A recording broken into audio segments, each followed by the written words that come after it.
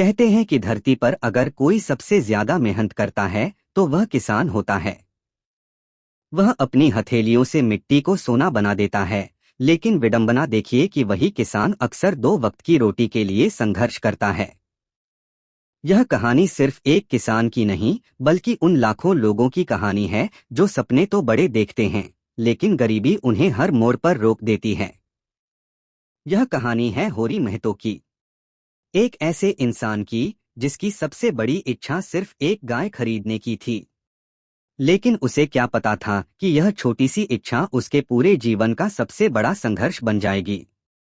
सुबह का समय था। सूरज की पहली किरणें खेतों पर बिखर रही थीं। दूर दूर तक फैली हरियाली के बीच एक दुबला-पतला किसान अपने बैलों के साथ हल चला रहा था। उसके माथे से पसीना लगातार टपक रहा था। वह था होरी महतो। गरीब जरूर था, लेकिन ईमानदारी उसकी सबसे बड़ी पूंजी थी। घर में पत्नी धनिया, बेटा गोबर और 2 बेटियां थीं। परिवार बड़ा था और आमदनी छोटी। फिर भी होरी के चेहरे पर शिकायत नहीं, बल्कि उम्मीद दिखाई देती थी। उधर धनिया चूल्हे पर रोटियां बना रही थी। वह बाहर आई और बोली, सुनते हो, कब तक ऐसे ही मेहनत करते रहोगे? थोड़ा आराम भी कर लिया करो। होरी मुस्कुराकर बोला, आराम गरीब आदमी के नसीब में कहाँ होता है धनिया। खेत रुक जाए तो चूल्हा भी ठंडा पड़ जाता है। धनिया ने गहरी सांस ली। वह जानती थी कि उसका पति झूठ नहीं बोल रहा। होरी के मन में वर्षों से एक सपना पल रहा था। वह चाहता था कि उसके घर भी एक गाय हो। जब भी वह किसी पड़ोसी के आंगन में बंधी गाय को देखता, उसकी आंखों में चमक आ जाती। वह सोचता, जिस घर में गाय होती है वहां बरकत होती है। लेकिन गरीबी हर बार उसके सपने को अधूरा छोड़ देती। एक दिन खबर मिली कि पास के गांव का भोला अपनी गाय बेच रहा है। होरी का दिल जोर जोर से धड़कने लगा। वह तुरंत भोला के घर पहुंचा। भोला ने गाय दिखाई। सफेद चमकदार शरीर, बड़ी बड़ी शांत आंखें और गले में बंधी छोटी सी घंटी। होरी उसे देखकर जैसे मंत्रमुग्ध हो गया। उसने गाय के सिर पर हाथ फेरा। ऐसा लगा जैसे वर्षों का सपना उसके सामने खड़ा हो। भोला बोला, 80 रुपए लगेंगे। होरी के पास पूरे पैसे नहीं थे, लेकिन उसने हिम्मत करके कहा, अभी कुछ दे देता हूं, बाकी धीरे धीरे चुका दूंगा। भोला ने उसकी ईमानदारी पर भरोसा किया और गाय उसे दे दी। जब होरी गाय लेकर घर पहुंचा तो पूरा परिवार खुशी से झूम उठा। धनिया ने गाय की आरती उतारी। बेटियां उसके गले में फूल डालने लगीं। गोबर हंसते हुए बोला, अब हमारा घर भी किसी से कम नहीं। होरी की आंखें खुशी से भर आईं। उसे लगा कि उसकी सारी मेहनत सफल हो गई। लेकिन गांव में हर किसी को यह खुशी अच्छी नहीं लगी। होरी का छोटा भाई हीरा दूर खड़ा यह सब देख रहा था। उसके मन में ईर्ष्या की आग धीरे धीरे जलने लगी। वह सोच रहा था, मेरे पास कुछ नहीं और होरी के घर गाय आ गई। अब गांव वाले उसी की इज्जत करेंगे। उस रात हीरा देर तक सो नहीं पाया। और उसी रात आंगन के अंधेरे में एक परछाई धीरे धीरे गाय की ओर बढ़ी। किसी के कदमों की आहट आई।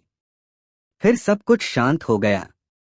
सुबह होने वाली थी, लेकिन किसी को नहीं पता था कि अगली सुबह होरी की जिंदगी हमेशा के लिए बदलने वाली है। अगर आपको मुंशी प्रेमचंद की ऐसी जीवंत और भावनात्मक कहानियां पसंद आती हैं, तो हमारे चैनल को सब्सक्राइब करना न भूलें। यहाँ हर कहानी सिर्फ सुनाई नहीं जाती, बल्कि जीने का एहसास कराती है। रात बीत चुकी थी। पूरा गांव गहरी नींद में सो रहा था। हवा में अजीब सी खामोशी थी। दूर कहीं कुत्तों के भौंकने की आवाज आ रही थी। लेकिन होरी के आंगन में बंधी गाय बेचैन थी। उसकी घंटी धीरे धीरे बज रही थी और अंधेरे में एक परछाई उसके पास आकर कुछ रखकर चुपचाप गायब हो गई। किसी ने कुछ नहीं देखा। सुबह सूरज निकला तो धनिया रोज की तरह गाय को चारा देने बाहर आई। अचानक उसकी चीख पूरे गांव में गूंज उठी, होरी, जल्दी आओ।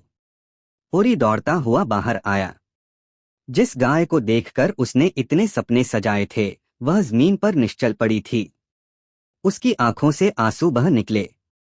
वह गाय के सिर पर हाथ फेरते हुए बस इतना कह पाया, मैंने तेरा क्या बिगाड़ा था। कुछ ही देर में पूरा गांव इकट्ठा हो गया। किसी ने कहा, इसे जहर दिया गया है। किसी ने धीरे से हीरा का नाम लिया। ओरी सब समझ रहा था, लेकिन उसने पंचायत के सामने सिर झुकाकर कहा, मुझे किसी पर शक नहीं है। धनिया गुस्से से भर उठी, जो हमारा घर उजाड़ दे उसे भी तुम भाई कहोगे? ओरी शांत स्वर में बोला, अगर भाई जेल चला गया तो माँ बाप की आत्मा मुझे कभी माफ नहीं करेगी। लेकिन बात यहीं खत्म नहीं हुई। गाय मर गई मगर उसका कर्ज जिंदा रहा। भोला अपने पैसे मांगने लगा, साहूकार ब्याज जोड़ने लगा और पंचायत हर बात पर जुर्माना लगाने लगी। पूरी दिन रात खेत में मेहनत करता, फिर भी कर्ज कम होने के बजाय बढ़ता ही जाता। उधर बेटा गोबर अपने पिता की बेबसी देखकर परेशान रहने लगा। एक दिन उसने कहा, बाबा कब तक दूसरों के लिए झुकते रहोगे? यह समाज गरीब को इंसान नहीं समझता। ओरी मुस्कुराया, बेटा इंसान अगर अपना धर्म छोड़ दे तो उसके पास बचता ही क्या है। गोबर ने कोई जवाब नहीं दिया। कुछ दिनों बाद वह शहर चला गया। घर की एक और ताकत कम हो गई। अब सारी जिम्मेदारी होरी और धनिया पर आ गई। धूप हो या बारिश, बीमारी हो या भूख, दोनों बिना रुके काम करते रहे। धनिया कई बार कहती, इतनी मेहनत के बाद भी हमारे हिस्से में सिर्फ कर्ज क्यों आता है? होरी आसमान की ओर देखकर कहता, शायद भगवान किसान की परीक्षा ज्यादा लेते हैं। समय बीतता गया। होरी की कमर झुक गई, चेहरे की चमक गायब हो गई, लेकिन उसके दिल में एक इच्छा अब भी जिंदा थी। मरने से पहले एक गाय का दान, एक गोदान। उसे लगता था कि इसी से उसका जीवन सफल होगा। एक दिन तेज धूप में खेत में काम करते करते उसका शरीर जवाब दे गया।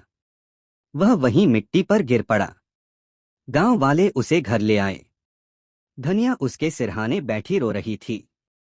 ओरी ने धीरे धीरे आंखें खोली। उसने कांपती आवाज में कहा, धनिया, लगता है अब जाने का समय आ गया है। धनिया फूट फूट कर रोने लगी। ओरी ने बहुत कोशिश करके अपना हाथ उठाया। मैंने पूरी जिंदगी मेहनत की, किसी का बुरा नहीं किया, बस एक इच्छा रह गई, गोदान की। धनिया ने घर के कोने में रखी छोटी सी पोटली खोली। उसमें कुछ सिक्के थे। यही उनकी सारी जमा पूंजी थी। वह सिक्के लेकर पंडित के सामने रख दिए और बोली, हमारे पास गाय नहीं है, लेकिन हमारी मेहनत की कमाई है। इसे ही गोदान समझ लीजिए।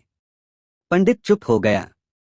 आसपास खड़े गांव वालों की आंखें नम हो गईं। ओरी ने आखिरी बार अपनी मिट्टी की दीवारों, अपने आंगन और धनिया के चेहरे की ओर देखा। उसके होठों पर हल्की सी मुस्कान आई, जैसे उसे कोई शिकायत न हो। अगले ही पल उसकी सांसें हमेशा के लिए थम गईं। उस दिन गांव में कोई बड़ा आदमी नहीं मरा था। एक गरीब किसान मरा था, लेकिन उसके साथ ईमानदारी, मेहनत और सहनशीलता की एक पूरी दुनिया भी विदा हो गई। धनिया ने आंसू पोंछे और धीरे से कहा, जिसने सारी जिंदगी सबका पेट भरा, उसके हिस्से में कभी भरपेट सुख नहीं आया।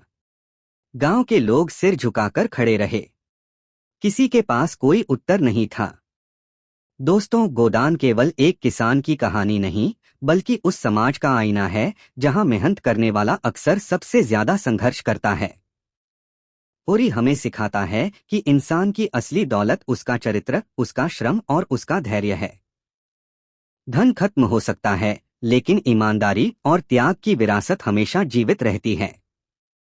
सीख, जिस समाज में अन्न उगाने वाला ही भूखा सोए, वहां सुधार की सबसे ज्यादा जरूरत होती है। और जो इंसान कठिनाइयों में भी इंसानियत नहीं छोड़ता, वही सच्चे अर्थों में सबसे बड़ा धनवान होता है।